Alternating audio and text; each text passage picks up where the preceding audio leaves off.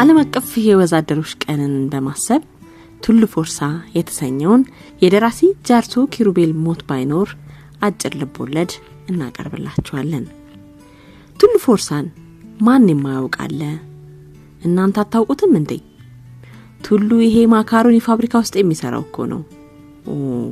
ቱሉን ማን የማያውቃለ? ቱሉ 30 ዓመቱ ነው ወይም ወደዚያ ግድም ነው እና ቱሉ ቁመቱ ረጅም ነው። የቱሉ እጆች ትላልቅ ናቸው። የቱሉ ክንዶች ጠንካሮች ናቸው። የቱሉ መዳፎች ሻካራ ናቸው።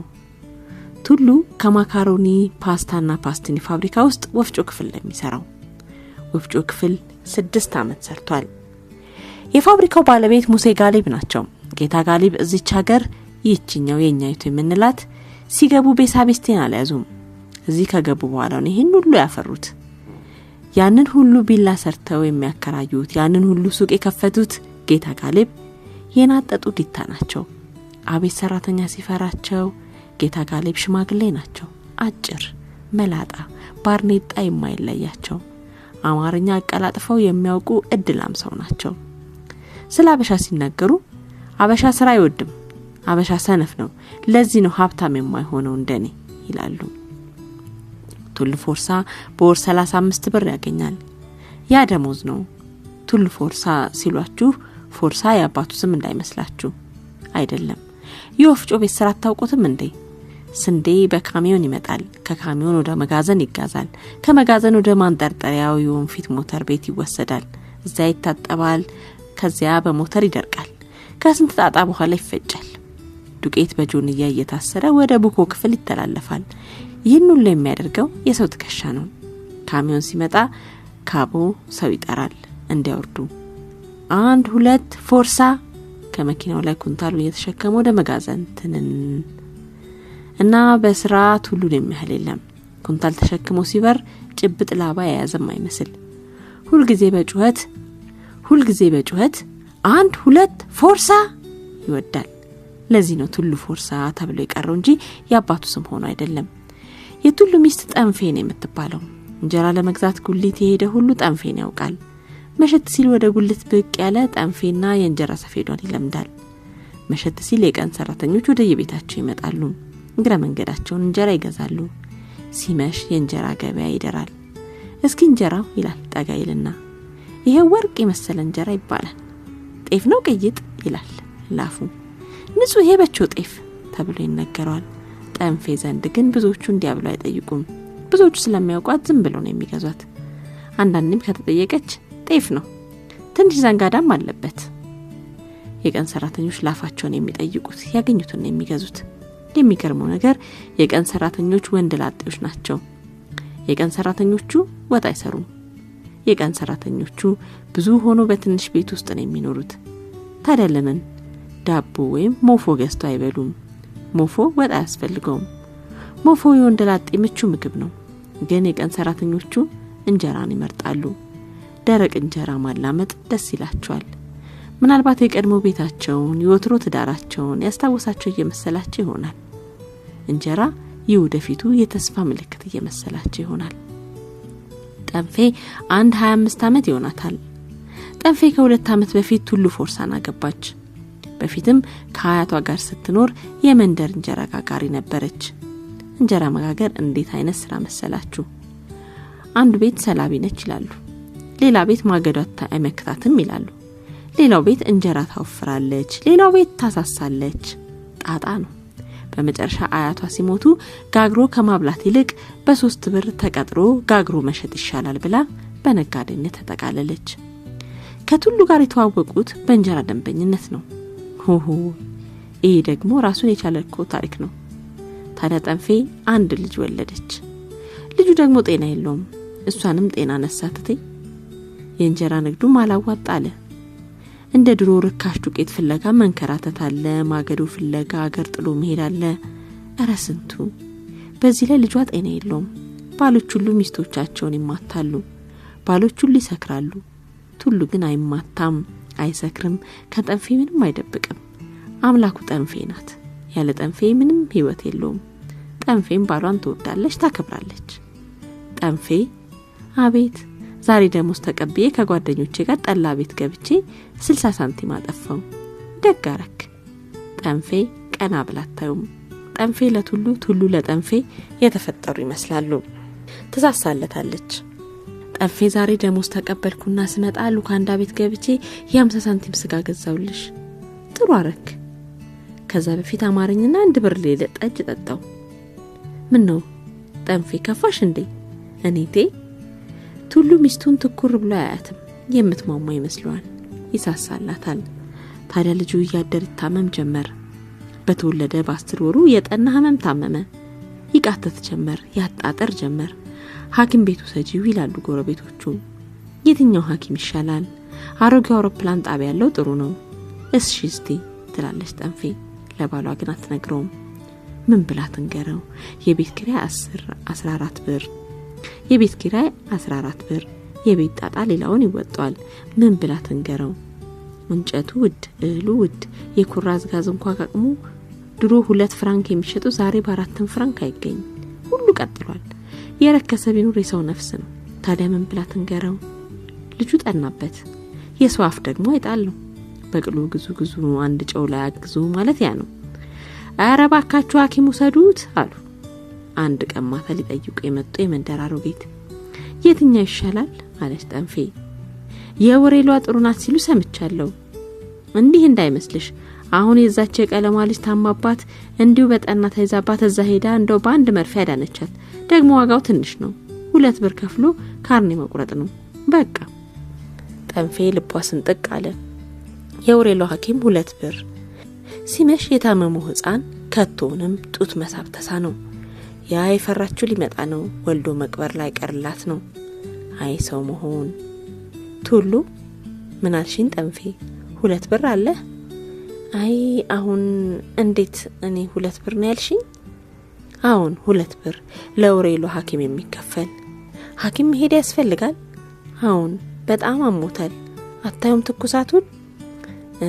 ይሁን ጠዋት በደራለሁ። ግድ የለም ጠንፌ አታስቢ። ህፃኑ መቃተቱን ቀጠለ። ከቶንም ማልቀስ ያቃተው ሄደ። ጠንፌ ለባሏ የሚበላውን ሰጠችውና ልጇን አቅፋ ቁጭ አለች። እንብላ እንጂ ጠንፌ። እኔ ስበላ ነው ያልኩት ባክህ። የሴት ነገር ስቀምስም ስበላም ጠገብኩ። ቱሉ የቀረበለትን እንጀራ ፍርፋሪ በኩራዙ ብልሃን አስተዋለው። ትናንት ከፊሉ የተነሳው የሻገተ እንጀራ ነው። ጠንፌ ዋሽታለች።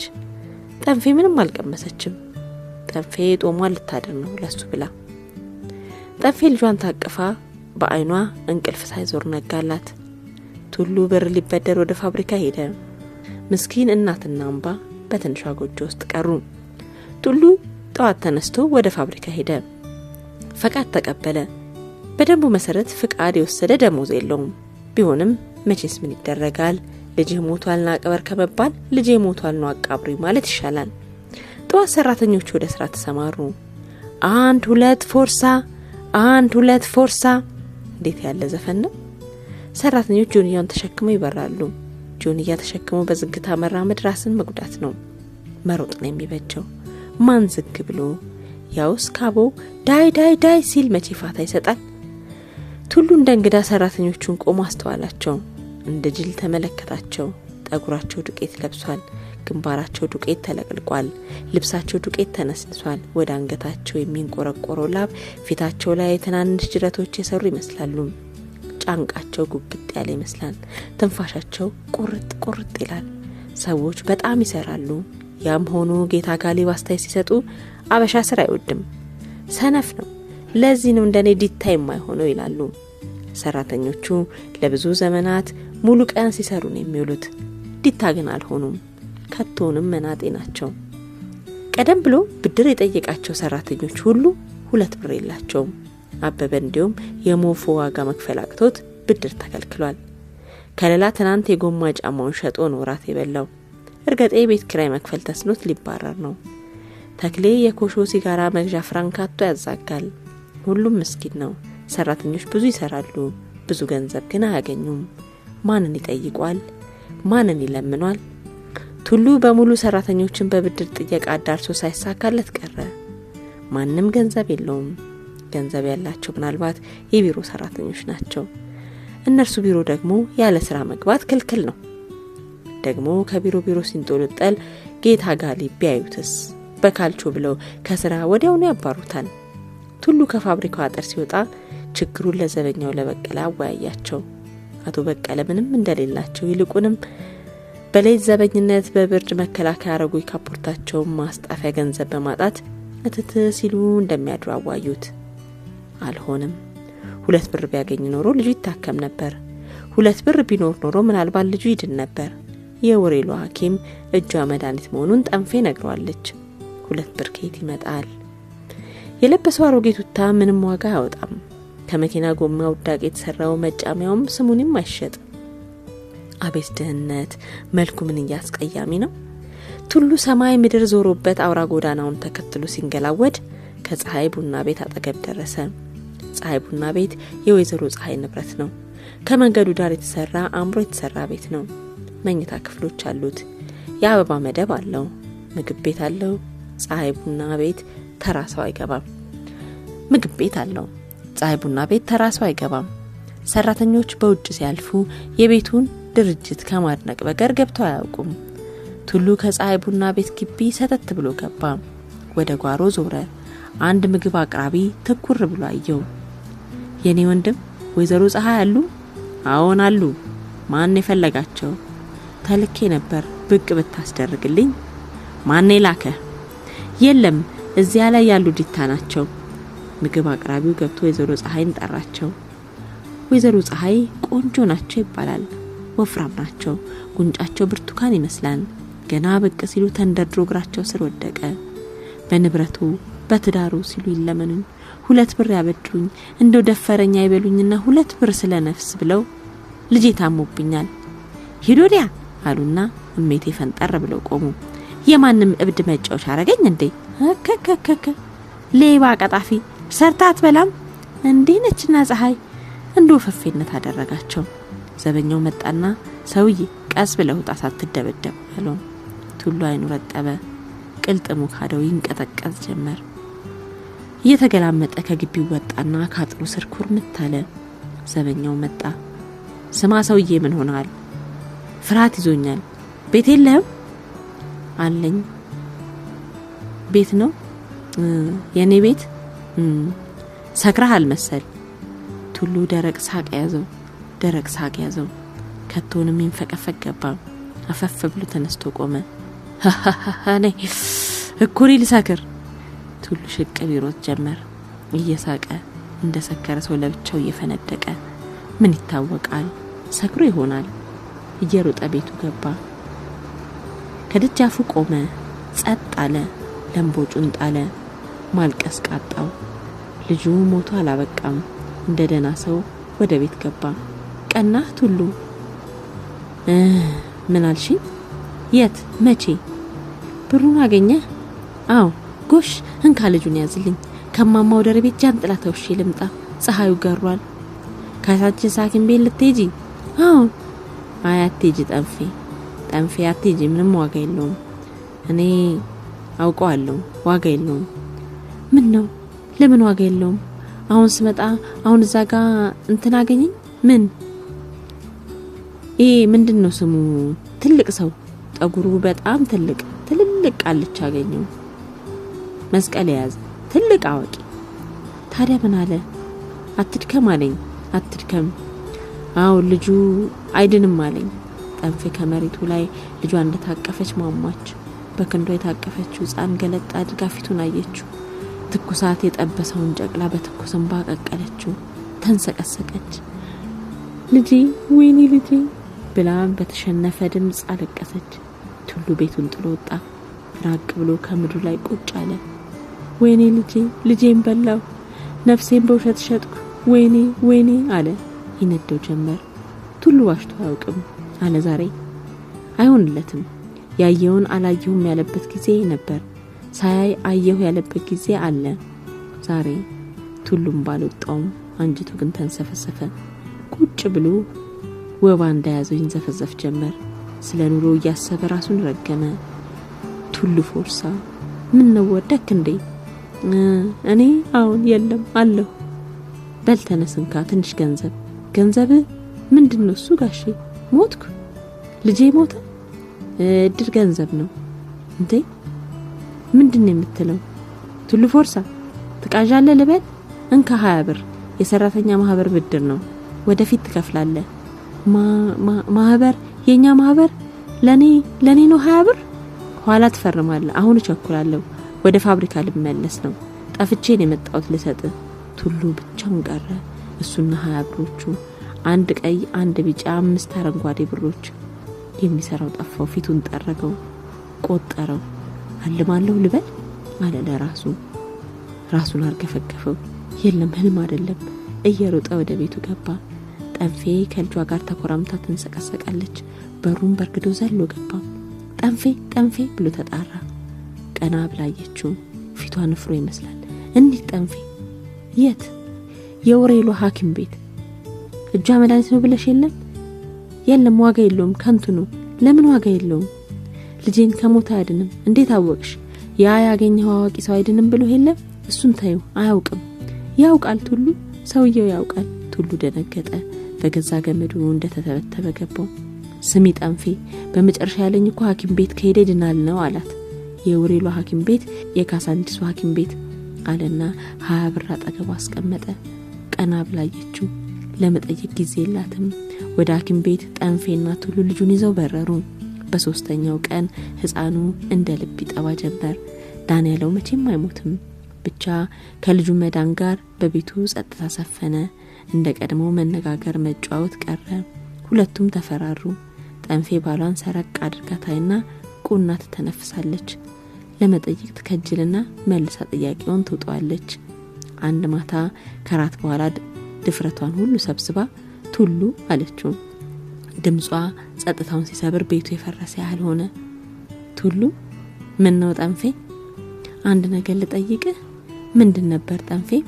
20 ብር ከየት አመጣኸው ቱሉ? ድንገት በሩ ተንኳኳና ተከስተ ገባ። መሽቷል። 3 ሰዓት ሊሆን ነው። እንዴት አመሻችሁ? ህፃኑስ ደህና ዋለ? ደህና ነው። አሁንማ ተሻለው፣ ምንም አይለውም። ጥሩ እንኳን ተሻለው ጃል። እኛማ በቀደም ደንግጠን። አረፍ በልጋሽ ተከስተ። የለም ልሂድ፣ እቤት አልደረስኩም፣ ገና ከስብሰባ መውጣቴ ነው። ስብሰባ እስካሁን የሚያቆይ? አሁን ባክህ ሰሞኑን አንድ ትዕዛዝ መጥቷል። የምን ትዕዛዝ? ማህበሩን አፍርሱ የሚል። ማህበሩን? ማ? የት? እንዴት? ማን አባቱ? ከሚኒስትሩ ነው አሉ እኮ። ለምን? ሙሴ ጋሊብ ሰራተኛውን ስራ አስፈታ አባለገ ብለው አመልክተው ነው ይባላል። ብቻ ገና ነው። እስኪ እንሰማው የለ። በሉ ደህና አደሩ፣ እቸኩላለሁ። ተከስተ ፋብሪካ ውስጥ መካኒክ ነው። ተከስተ የሰራተኛው ማህበር ጸሐፊ ነው። ተከስተ ማለፊያ ሰው ነው። ተከስተ ከቱሉ ቤት ወጣ። ቱሉ ከበራፉ ላይ ቆሞ በጨለማ ውስጥ የሚወዛወዘውን የተከስተን ቅርጽ ትኩር ብሎ ያየው ጀመር። ከባሻገር የአዲስ አበባ የኤሌክትሪክ ብርሃን እንደ ጧፍ ሲንቀለቀል ይታያል። ከላይ ከሰማይ ከዋክብት ይፍለቀለቃሉ። እነርሱ እንደ ጧፍ ናቸው ይባላል። ከዚያ ዳር የቱሉ ሁለት አይኖች ያሉትሯቸው በሲቃ ተጎልጉለው እሳት የሚተፉ ይመስላሉ። ከኋላው ደግሞ ጋዝ ያለቀባት የቱሉ ኩራዝ ብልጭ ድርግም ትላለች። ቱሉ ሁለት እጆቹን በኃይል ጨብጦ ስሩ እየተከተረተረ ጥርሶቹን ነክሶ ጡንቻው እስኪነፋፋ ካማጠ በኋላ ይቺ ማህበር ነፍሴ ቆማ አትፈርስም አለ።